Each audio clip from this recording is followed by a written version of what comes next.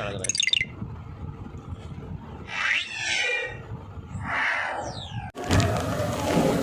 اور محترم دوستوں اور بزرگوں،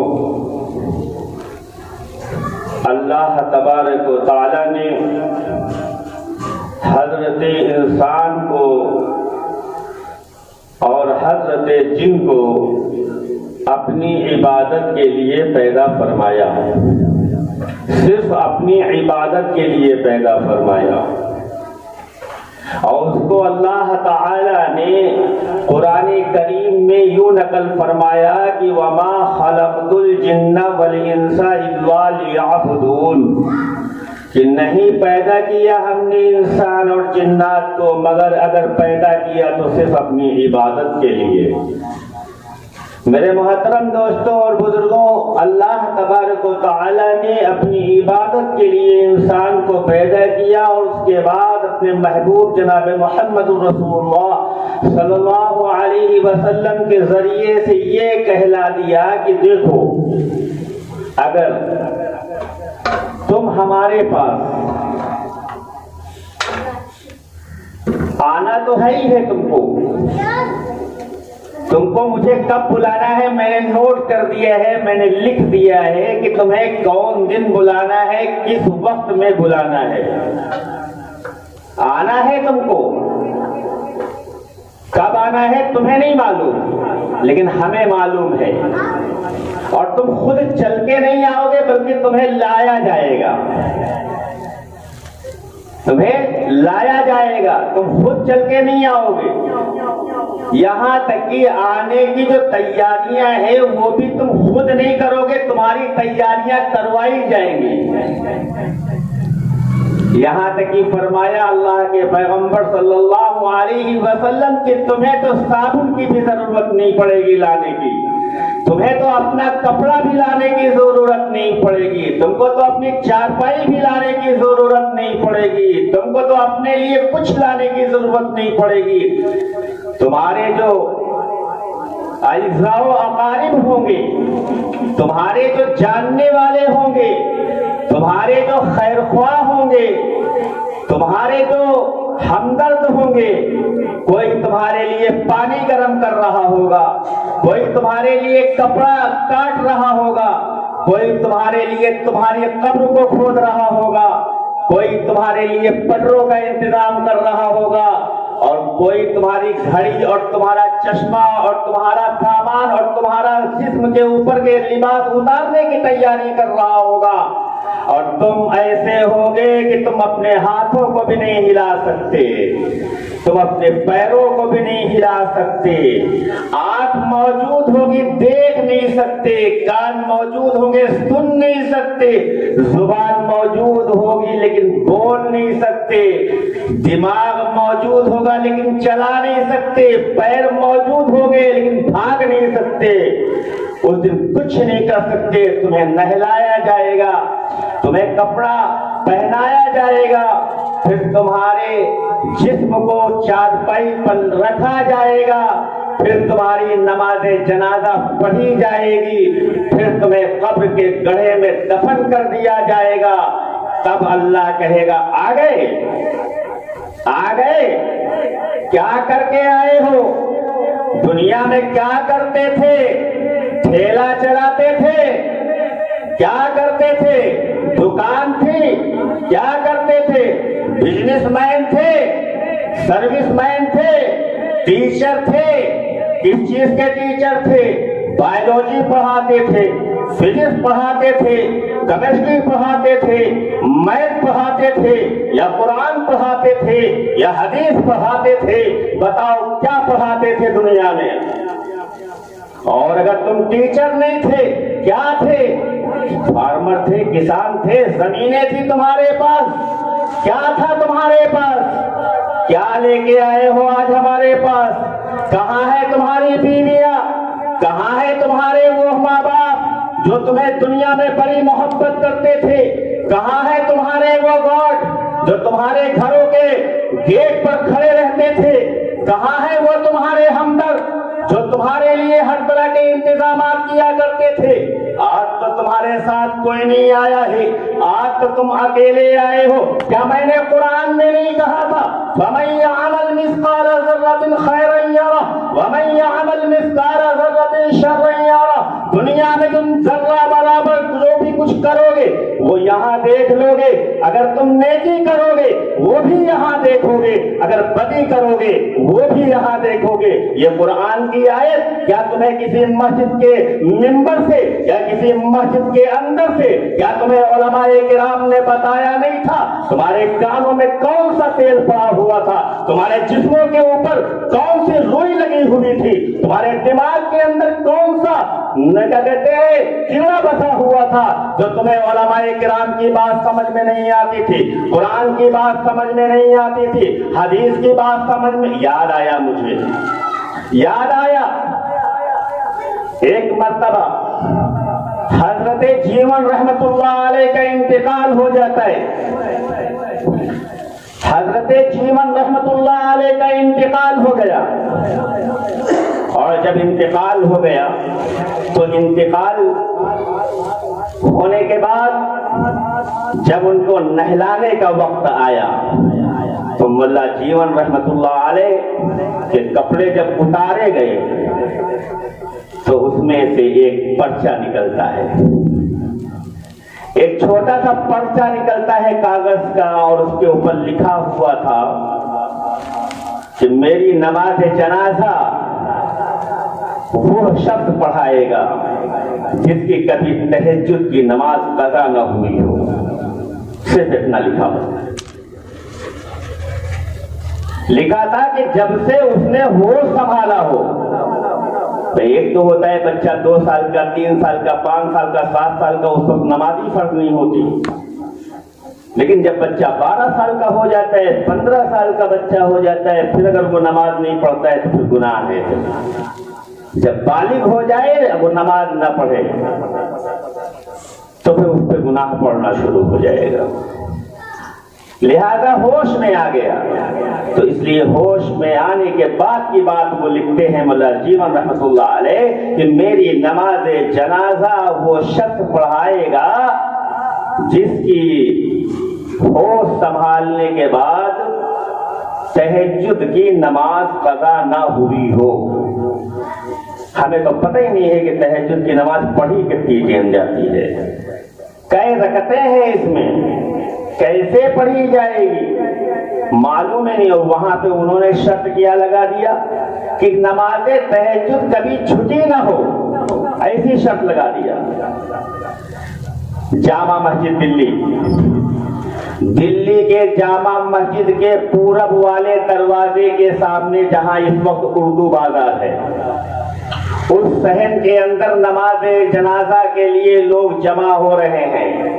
مولا جیون رحمت اللہ علیہ کی میت جو ہے وہ جامع مسجد کے پورب والے دروازے کے سامنے رکھا ہوا ہے، جنازہ رکھا ہوا ہے، نماز جنازہ پڑھنے کے لیے لوگ آ رہے ہیں، مجمع اکٹھا ہو گیا، اس میں عالم بھی ہے، حافظ بھی ہے، قاری بھی ہے، مفتی بھی ہے، سارے کے سارے لوگ موجود ہیں، پڑھے لکھے بھی لوگ موجود ہیں، غیر پڑھے لکھے بھی لوگ موجود ہیں، سارے لوگ جمع ہیں۔ لیکن کسی حافظ کی یہ ہمت نہیں ہوتی کہ وہ آگے چل کر نماز پڑھائے، کسی قاری کی یہ ہمت نہیں ہوتی کہ وہ آگے بڑھ کر نماز پڑھائے، کسی عالم کی یہ ہمت نہیں ہوتی کہ وہ آگے چل کر نماز پڑھائے۔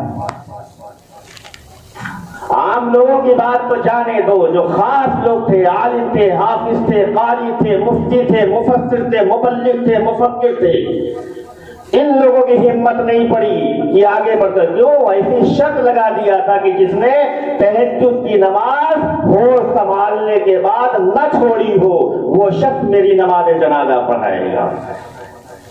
کافی دیر تک جنازہ رکھا رہا، آپس میں لوگ باتیں کرتے رہے، کون پڑھائے گا، ایسا کون شخص ہوگا، ایسا کون شخص ہوگا۔ اور جو وصیت ہوتی ہے ایسی ہوتی ہے جو وصیت کے بنا مردے کو قبر میں آپ دفن بھی نہیں کر سکتے، آخری وصیت ہوتی ہے، لہذا اب انتظار کیا جا رہا ہے کہ اب کوئی آ جائے اللہ کا بندہ، اب کوئی آ جائے اللہ کا بندہ، اب کوئی آ جائے اللہ کا بندہ۔ انہوں نے وصیت کیا تھا، کتنی بہتر۔ آج ہم وصیت کیا کرتے ہیں؟ آج تو ہم اپنے مرنے سے پہلے یہ وصیت کرتے ہیں، چھوٹا بنگلہ چھوٹی بیوی کے نام، بڑا بنگلہ بڑی بیوی کے نام، وہ والا مکان جو ہے بڑے والے بیٹے کے نام، وہ والا مکان چھوٹے والے بیٹے کے نام، اور یہ جو آپ کا یہ والا ہار ہے یہ چھوٹی بیٹی کا، یہ جو ہار ہے یہ بڑی بیٹی کا، اور سنو یہ جو آپ کا کہتے ہیں سامان ہے یہ اس کا ہوگا، یہ سامان اس کا ہوگا، یہ سامان بڑے بھائی کو ملے گا، یہ وصیت کرتے ہیں نا۔ اس وقت میں مولا جیون رحمۃ اللہ علیہ وصیت کیا فرماتے ہیں کہ میری نماز جنازہ وہ شخص پڑھائے جس کی نماز تہجد قضا نہ ہوئی ہو۔ چاروں طرف مجمع موجود، جامع مسجد کا پورا صحن بھرا، جامع مسجد دلی کے اندر سارے لوگ آ رہے ہیں، قطار پہ قطار لگا رہے ہیں، نماز جنازہ کے لیے لوگ صفیں لگا رہے ہیں۔ آخر میں ایک شخص آگے بڑھا، اور آگے ایک شخص بڑھنے کے بعد جو ہے اس نے مولا جیون رحمۃ اللہ علیہ کے کفن کو چہرے کے اوپر سے ہٹایا، اور چہرے کے اوپر سے ہٹانے کے بعد کہنے لگا کیا ملا تمہیں؟ کیا مل گیا تمہیں مولا جیون؟ کیا مل گیا تم کو جو میرے راز کو بے پردہ کر دیا، میرے راز کو کھول دیا؟ کوئی نہیں جانتا تھا میرے بارے میں، اور آج تم نے اتنی بڑی وصیت کر دیا۔ اگر آج میں نماز جنازہ تمہاری پڑھاتا ہوں تو میرا راز فاش ہوتا ہے، اور اگر میں تمہاری نماز جنازہ نہیں پڑھاتا ہوں تو پھر آخر تمہاری نماز جنازہ کون پڑھائے؟ پڑھاتا ہوں تو اللہ کے علاوہ، تمہارے علاوہ، کیونکہ یہ راز یا تو اللہ جانتا تھا میرا یا تو تم جانتے تھے، کیونکہ تم میرے استاد تھے، کیونکہ تم میرے استاد تھے، اس لیے یا تو تم جانتے تھے یا تو میرا اللہ جانتا تھا، باقی کوئی نہیں جانتا تھا اس عمل کو۔ آج تم نے میرے اس راز کو فاش کر دیا، تمہیں کیا ملا؟ کیا مل گیا تمہیں؟ اگر یوں ہی لکھتے تھے نام لے کر کے فلاں آدمی میری نماز جنازہ پڑھا دے تب بھی کوئی بات نہیں تھی، لیکن تم نے تو یہ کہہ دیا جس نے ہو سنبھالنے سے لے کے آج تک نماز جنازہ وہی پڑھائے گا جس کی نماز تہجد نہ چھٹی ہو۔ اب اگر میں نماز جنازہ پڑھاتا ہوں تو میرا راز فاش ہو جاتا ہے، میرے راز کو سب جان جائیں گے۔ یہ تھے کہ اللہ کی عبادت بھی کرتے تھے اور ڈرتے بھی تھے کہ کوئی جان نہ پائے۔ اور آج کیا ہے؟ آج تو اگر کسی کو 10 روپے بھی دیں گے، کسی کو 50 روپے بھی دیں گے، ٹھنڈک میں کسی کو کمبل دیں گے یا کھانے کے لیے کوئی اور غذا دیں گے تو بہت بڑا فوٹو کھنچوائیں گے۔ دل میں کیا ہوتا ہے کہ میڈیا آ جائے، فوٹو کھینچ جائے تاکہ پتہ چل جائے میں نے کمبل دیا ہے، میں نے کمبل بانٹا ہے، میں نے کھانا بانٹا ہے، میں نے یہ دیا ہے، میں نے وہ دیا ہے۔ اور یہی نہیں، پھر اس کے بعد ٹویٹر پہ چلا دیا جاتا ہے، فیس بک پہ چلا دیا جاتا ہے، واٹس ایپ پہ چلا دیا جاتا ہے، اور تمام میڈیا پہ اور تمام نیٹ پہ چلا دیا جاتا ہے تاکہ اور لوگ جان جائیں۔ اور اللہ کے پیغمبر صلی اللہ علیہ وسلم فرماتے ہیں کہ اگر تم کسی بھائی کے ساتھ ہمدردی کرو، کسی بھائی کے ساتھ جو ہے اگر غم گساری کرو، اگر کسی بھائی کے ساتھ جو ہے تم جو ہے تعاون کرو تو تمہارا یہ ہاتھ جانے یہ ہاتھ بھی نہ جان پائے، اس ہاتھ سے دو تو یہ ہاتھ نہ جان پائے۔ یہ ہے بھائی، شرمندہ کر دو کسی کو شرمندہ کر دو۔ حضرت صدیق اکبر رضی اللہ تعالی عنہ جب دنیا سے رخصت ہوئے، خلیفہ اول حضرت صدیق اکبر رضی اللہ تعالی عنہ جب دنیا سے رخصت ہوئے تو 100 گھر ایسے تھے اس دن کھانا نہیں پکا، 100 گھروں میں کھانا نہیں پکا۔ پتہ یہ چلا کہ صدیق اکبر رضی اللہ عنہ رات میں دیتے تھے تو وہ کھانا پکتا تھا ان کے، لیکن انتقال ہی ہو گیا ان کا۔ تو میرے محترم دوستوں اور بزرگوں، جب انتقال ہوا تب پردہ فاش ہوا۔ آخر میں میں عرض یہ کر رہا تھا کہ وہ شخص یہ بات کہتے ہیں، اور وہ کون تھے؟ وہ کوئی معمولی آدمی نہیں تھا، وہ کوئی ایسا آدمی نہیں تھا جو ہر وقت تسبیح لیے رہتا تھا اپنے ہاتھ میں، سبحان اللہ سبحان اللہ سبحان اللہ الحمدللہ الحمدللہ اللہ اکبر۔ کیونکہ ایک عبادت ہوتی ہے دکھاوٹ، ایک عبادت ہوتی ہے جو دکھاوٹی ہوتی ہے۔ اللہ اکبر تسبیح لیے پڑھ رہے ہیں، دن میں تسبیح پڑھ رہے ہیں، رات میں چوریاں کر رہے ہیں، दिन में तस्बीह पढ़ रहे हैं, किसी का दिल दुखा रहे हैं। माँ घर में बीमार है, उससे कोई मतलब नहीं, बाहर तुम तस्बीह पढ़ रहे हो। क्या मतलब ऐसी इबादत से? इबादत तो ऐसी करो जो दुनिया न जान पाए, दुनिया समझे कि ये तो इंजीनियर साहब है, देखने वाला समझे तो ये, लेकिन तुम्हारी इबादत ऐसी होनी चाहिए कि अल्लाह उसको पसंद कर रहा हो, अल्लाह को प्यार आ जाए, ऐसी इबादत करो। कौन था वो शख्स था जो दिल्ली के तख्त पर बादशाह बना बैठा था, दिल्ली के तख्त पर बादशाह बना बैठा था, और छोटा मोटा बादशाह नहीं था, पूरे हिंदुस्तान पर राज करता था। नाम क्या था उसका? नाम था उसका औरंगजेब। औरंगजेब आलमगीर रहमतुल्लाह अलैह थे वो, जिन्होंने मुल्ला जीवन रहमतुल्लाह अलैह का नमाज जनाजा पढ़ाया। होश संभालने से लेके उस दिन तक नमाज तहज्जुद कभी नहीं हुई, बादशाह होने के बावजूद। आज तो हमारे पास कोई काम नहीं है, खाली है पूरा दिन।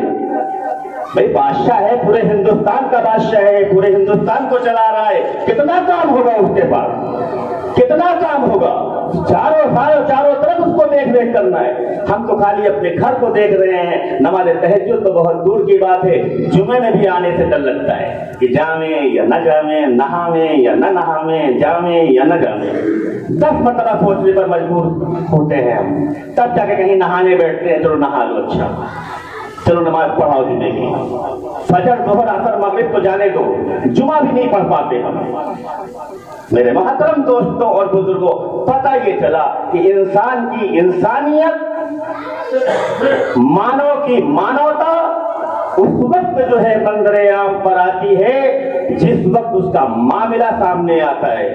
और जब तक मामला सामने ना आए तब तक कुछ पता नहीं। चोर चोरी करता रहता है, चोर चोरी करता रहता है, फसादी फसाद करता रहता है, दंगाई दंगा करता रहता है, लेकिन जिस दिन वो कानून की जद में आ जाता है, जिस दिन वो कानून की गिरफ्त में आ जाता है, तो उस दिन वो जेल की सलाखों के पीछे दिखाई देता है।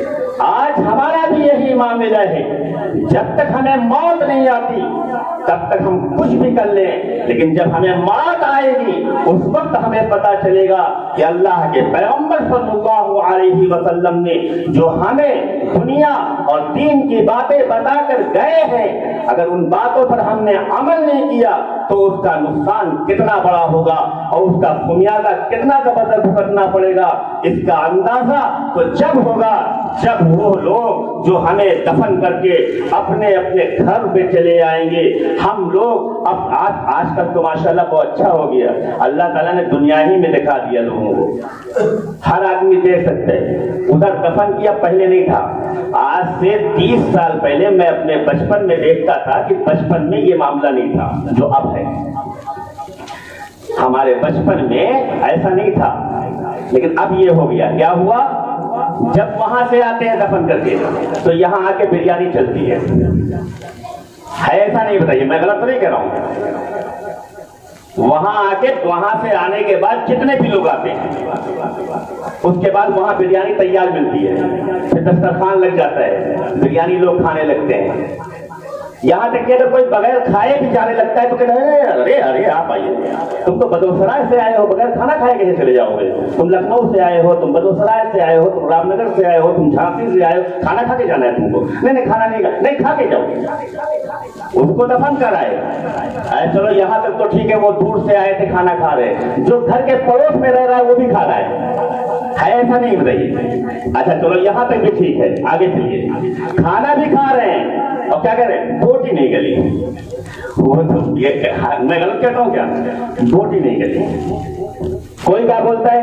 हाँ चावल थोड़ा सा हल्का रह गया। उससे पूछो जाके मुर्दे से जो कब्र में दफन कर गया, उससे पूछो हल्का रह गया या भारी रह गया, उसके ऊपर क्या बीत रहेगी है? ऐसा मैं गलत तो नहीं कह रहा हूँ, सामने दिखा दिया अल्लाह ने सामने दिखा दिया कि तुम्हारा कोई पुरसे हाल नहीं है। तुम जो बीवी के साथ कर रहे थे, बच्चों के साथ कर रहे थे, चोरी करके ला रहे थे, डकैती करके ला रहे थे, हराम की ला रहे थे, बच्चों को खिला रहे थे, बीवी को खिला रहे, वही बीवी बिरयानी खा रही है, वही बच्चे बिरयानी खा रहे हैं। जिन भाइयों के लिए तुम कर रहे हो वही भाई बिरयानी खा रहे हैं, वही भाई बंटवारे के बारे में सोच रहे हैं, جن بچوں کے لیے تم نے سوچا 3 دن ہو گئے 2 دن ہو گئے 4 دن ہو گئے بٹوارا کرنے کی سوچ رہے ہیں، وہی بچے جن کو تم حرام کھلا رہے تھے۔ میرے محترم دوستوں اور بزرگوں، پتہ یہ چلا بیوی کو بھی کیا کہتے ہیں، دیکھو بچوں کی بھی پرورش کرو، گھر بھی بناؤ، لیکن ایسا کوئی کام مت کرو جو سب کے لیے تو تم کر رہے ہو اور اپنے لیے جہنم کی آگ کے دروازے کھول رہے ہو۔ ایسا کوئی کام نہ کرو، کیونکہ تم سے پوچھا جائے گا، قبر کے اندر تم سے پوچھا جائے گا تم لائے کہاں سے، تم کمائے کہاں سے۔ میرے محترم دوستوں اور بزرگوں، یہ دنیا کی زندگی کٹ جائے گی، 40 سال 50 سال چاہے جیسے گزرے، بھوکے یا پیٹ بھر کے چاہے جیسے گزرے، لیکن آخرت کی زندگی بڑی سخت زندگی ہوگی، بڑی سخت زندگی ہوگی۔ قبر کی منزل بڑی سخت منزل ہوگی، وہاں نہیں چل سکتا، وہاں کوئی دھن فن نہیں چل سکتا، وہاں کوئی جھوٹ فریب نہیں چل سکتا، وہاں تو ڈائریکٹ منکر نکیر کہیں گے ماں بتاؤ تم ہمارے سوالوں کا جواب۔ اور جو اللہ کا والا ہوگا، جو اللہ کی مان کے چلنے والا ہوگا، جو اللہ کے رسول کی مان کے چلنے والا ہوگا، جو مسجدوں سے محبت کرنے والا ہوگا، جو دین سے شغف رکھنے والا ہوگا، جو اللہ تبارک و تعالیٰ کی منشا کے مطابق زندگی گزار رہا ہوگا، جو حرام کاموں سے بچتا ہوگا، جو برائیوں سے بچتا ہوگا، جو نیکیوں کی طرف راغب ہوتا ہوگا، جو اپنے پڑوسیوں کے ساتھ حسن سلوک کرتا ہوگا، جو اپنے ماں باپ کے ساتھ حسن سلوک کرتا ہوگا، جو اپنے علماء کی قدر و قیمت کو سمجھتا ہوگا، جو اللہ اس کے رسول کا کہنا مان کر چلتا ہوگا، منکر نکیر کے جواب کو پھٹ سے دے دے گا، پھٹ سے دے دے گا۔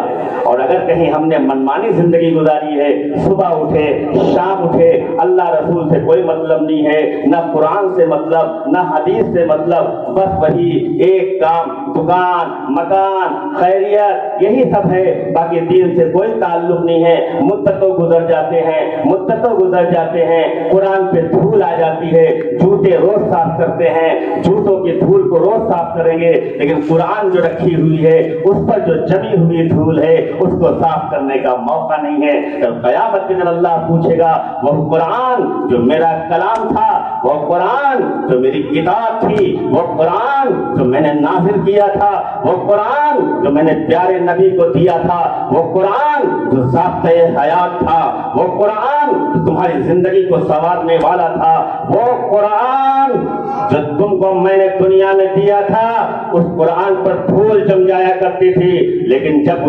انتظار کرتے تھے گھر میں کوئی مرے تب اس قرآن کو کھولا جائے۔ قرآن مرنے والے کے لیے آیا تھا یا زندوں کے لیے آیا تھا؟ شادیاں زندوں کے لیے، جوتے زندوں کے لیے، کپڑے زندوں کے لیے، مکان زندوں کے لیے، سب کچھ تو زندوں کے لیے، اور قرآن کو مردوں کے لیے رکھ دیا کہ جب کوئی مرے گا تب پڑھا جائے گا۔ اللہ اکبر اللہ اکبر۔ اس قرآن کے بارے میں پوچھے گا اللہ تو ہم کیا جواب دیں گے؟